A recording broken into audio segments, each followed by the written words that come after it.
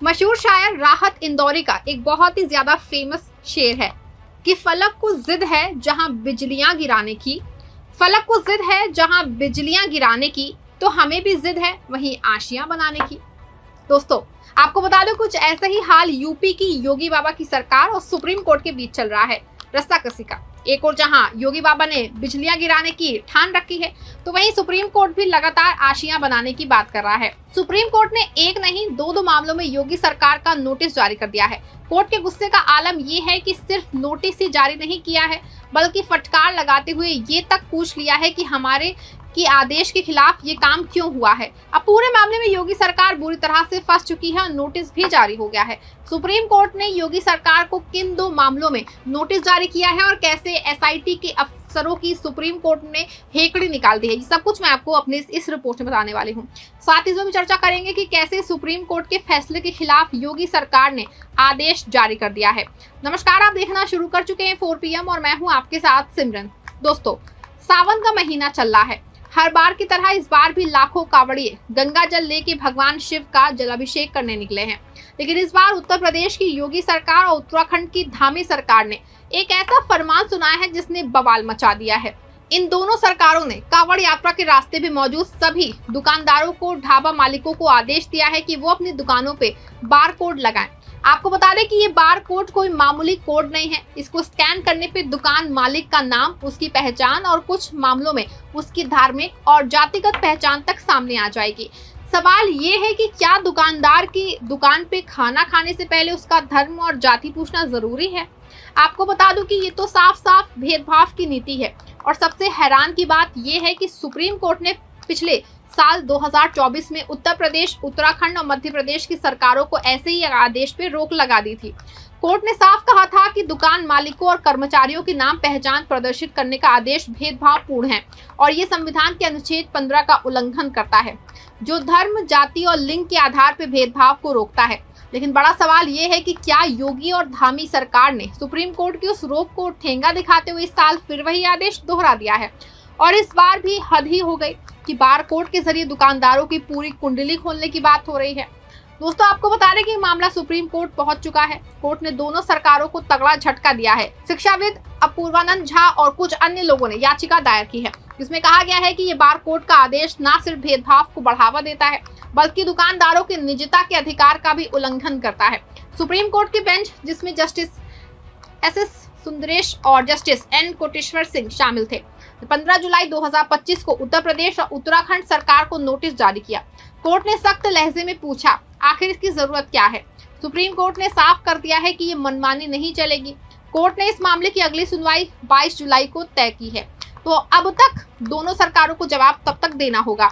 अब सवाल ये है कि क्या योगी और धामी सरकार सुप्रीम कोर्ट के सामने अपनी इस हरकत का कोई ठोस जवाब दे पाएगी, या फिर ये सिर्फ वोट बैंक की राजनीति और धार्मिक ध्रुवीकरण का खेल है? दोस्तों, आपको बता दें कि ये कोई छोटा मोटा मसला नहीं है। ये हमारे संविधान की उस भावना पे हमला है जो हमें एकजुट रखती है।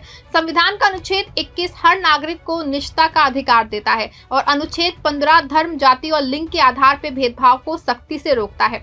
लेकिन लगता है कि योगी और धामी सरकार को ये संवैधानिक मूल्य रास नहीं आ रहे हैं। आपको बता दें कि एक और जहां बार कोड को लेके पेंच फंसा है, दूसरी ओर उत्तर प्रदेश विधि विरुद्ध धर्म संपरिवर्तन प्रतिशोध अधिनियम 2021 पे भी योगी सरकार सुप्रीम कोर्ट के निशाने पे आ गई है। इस कानून को लागू करने के पीछे योगी सरकार का दावा था कि ये लव जिहाद को रोकने के लिए है, लेकिन याचिकाकर्ता ने सुप्रीम कोर्ट में दावा किया है कि इस कानून का इस्तेमाल खास तौर पे मुस्लिम समुदाय को टारगेट करने के लिए किया जा रहा है।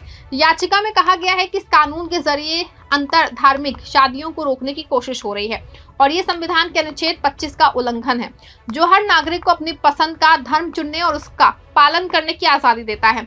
सुप्रीम कोर्ट ने इस याचिका पर सुनवाई करते हुए योगी सरकार को नोटिस जारी किया है।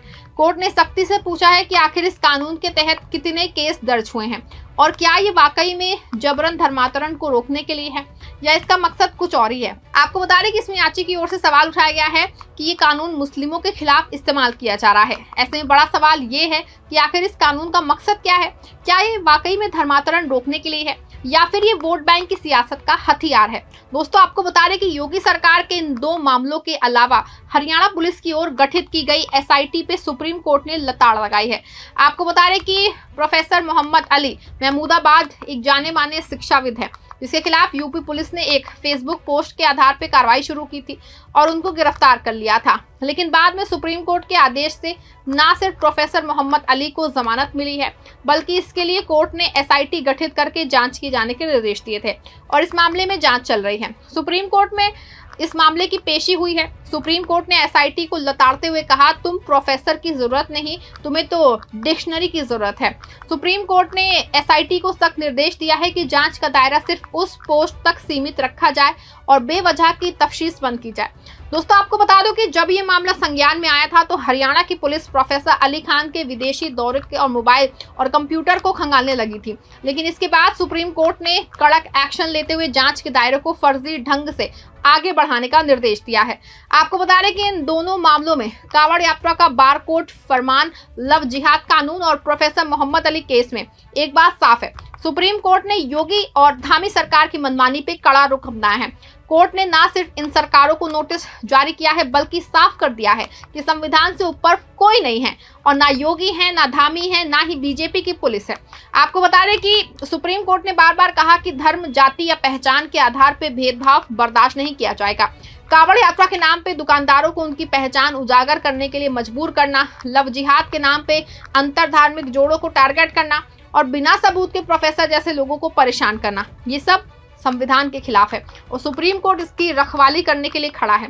आपको बता दें कि सरकारें भले से अपने वोट बैंक के लिए ध्रुवीकरण की राजनीति कर रहा हो, लेकिन हमारा सुप्रीम कोर्ट जागरूक है। कोर्ट ने साफ कह दिया है कि वो ऐसी मनमानी को बर्दाश्त नहीं करेगा और ये हम सबके लिए सबक है। दोस्तों जहां सुप्रीम कोर्ट ने नोटिस के माध्यम से योगी और धामी सरकार को कड़ा संदेश दिया है कि संविधान से खिलवाड़ नहीं चलेगा, दूसरी ओर पूरे मामले पे आपकी क्या राय है? क्या योगी और धामी सरकार का बारकोड लगाने का फरमान सही है? क्या योगी सरकार का धर्मांतरण कानून सिर्फ मुस्लिम और अल्पसंख्यकों के लिए बना है? क्या प्रोफेसर मोहम्मद अली महमूदाबाद केस में मनमानी पे उतारू एसआईटी पे सुप्रीम कोर्ट ने कड़ा रुख नहीं अपनाया? आपकी जो भी राय है दोस्तों कमेंट में जरूर लिखिएगा और इस खबर को लाइक और शेयर भी जरूर करिएगा।